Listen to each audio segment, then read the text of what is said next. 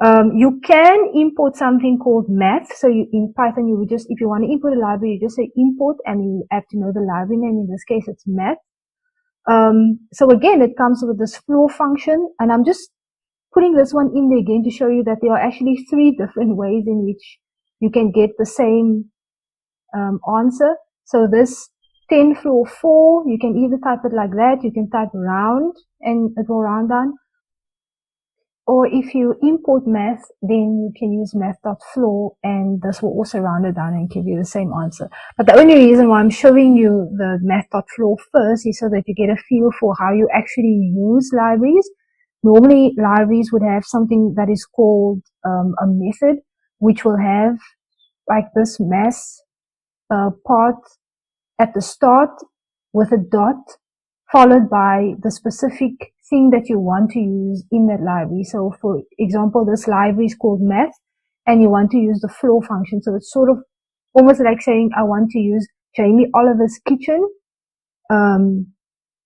So for example, the library would be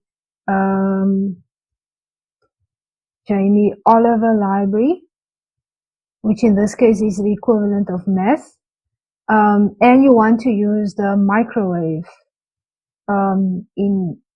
You want to use Jamie Oliver's microwave. So then you would say, now again, let me just, in Python spaces matter. So normally we use underscores to bind everything together. So if you wanted to use Jamie Oliver's microwave, then you would say, Jamie Oliver library dot microwave. So this is how you use a method. It normally has these brackets open. So in our case, so obviously you would have to say import. Let me copy this.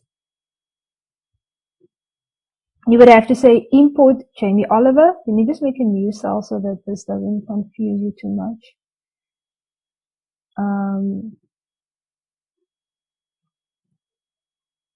Put this here.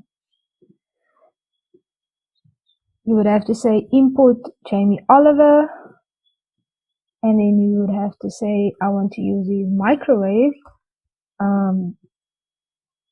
So you're going to say import Jamie Oliver, and then Jamie Oliver, import Jamie Oliver library, and then Jamie Oliver library.microwave. There's usually the method usually follows this part over here that you imported by using dot and the specific method that you want to use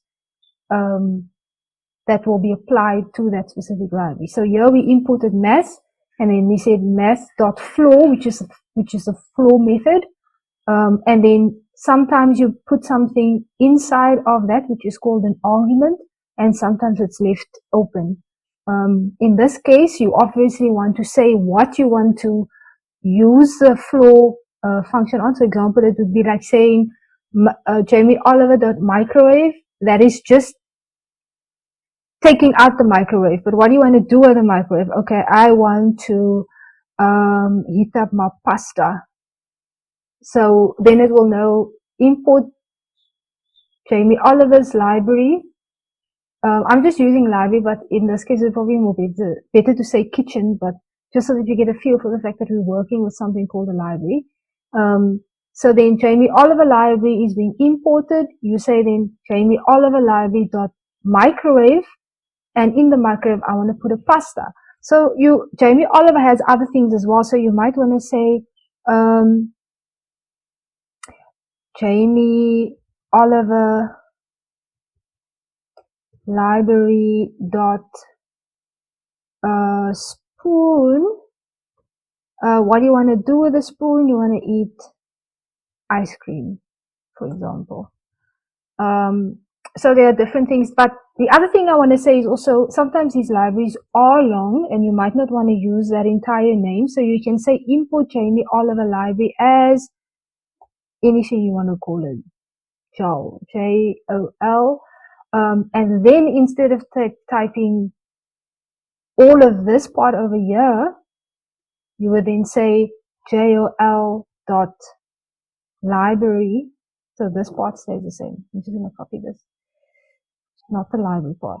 So you would say JOL dot microwave dot pasta. This and this exactly the same, but you'll have to say as what you want to import that library as first, and obviously the same will be in this case.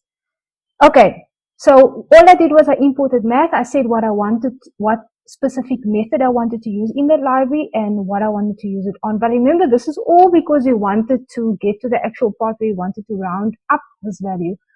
Because maybe you're dealing with your bonus and you don't want to round it down. You want every extra bit of currency that you can get. So you want to convert the $2.5 to $3, then you're going to want to round up. And then the math library has a specific method called .seal, which you can apply to that same equation, and then that will round it up to 3. We also have this modulo function, and that is basically what was known as in math your remainder. So it returns the remainder after the division. So if you say 10 modulo 4, then it's basically the same as saying if I divide 10 by 4 and I get my answer, what will be left? And in this case, obviously 10 divided by 4 is 8, and you have 2 left, so it should give you the answer 2.